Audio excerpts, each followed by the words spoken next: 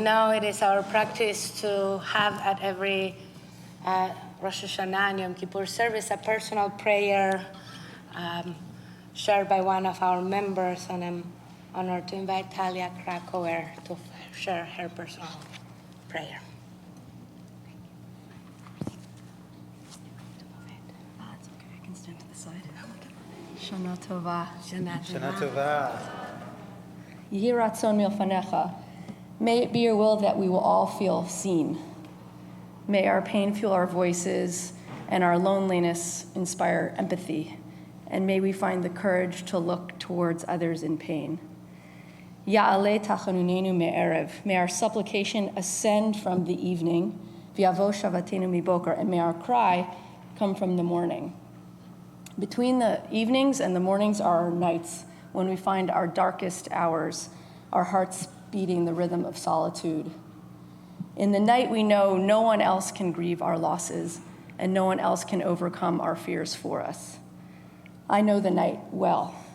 Many years ago, I laid on a cold tile floor in a hospital beside my mom's bed as she slipped away from me, and I shivered on that frigid ground, not yet finding the voice for my aloneness, unmoored without my anchor. And now, in the darkness, I always remember her, Batya, daughter of God.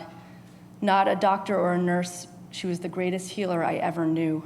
She was quiet, she was deeply humble, and she used her voice rarely. She spoke through hugs and through loving eyes. My mom taught me by example that when someone is hurting, you show up. She taught me that what we all need is to be seen. For example, when I was a teenager, a cousin of ours had a late miscarriage, and my mother called to offer her love and condolences, and then abruptly, she turned to me and handed me the phone. And I had no idea what to say to a grieving mother. I learned in that moment that there's no perfect thing to say, but there is a wrong thing to do, which is to turn away. Even when it is uncomfortable, especially when it's uncomfortable, show up. When our young son, Avi, was ill, neurosurgery and then surgical complications and chemotherapy and pill after pill after pill, I came to know the night again, and I lifted my eyes up to the mountains and wondered from where, we have to say it twice here, right? My help would come. My help came when brave people would look into our eyes and with those eyes say, I see how scared you are. This small but mighty act of human grace, of showing up one person to another who knows pain, of connection, this is what delivers me from the night. And well-timed, this prayer that this blessing we gave to each other, that we give to our 3 children on Shabbat. Yair Adonai panav elecha avichunecha. May God shine his face on you. Yisa Adonai panav elecha. May God turn his face toward you. V'yasem lecha shalom, and give you peace, grant you peace.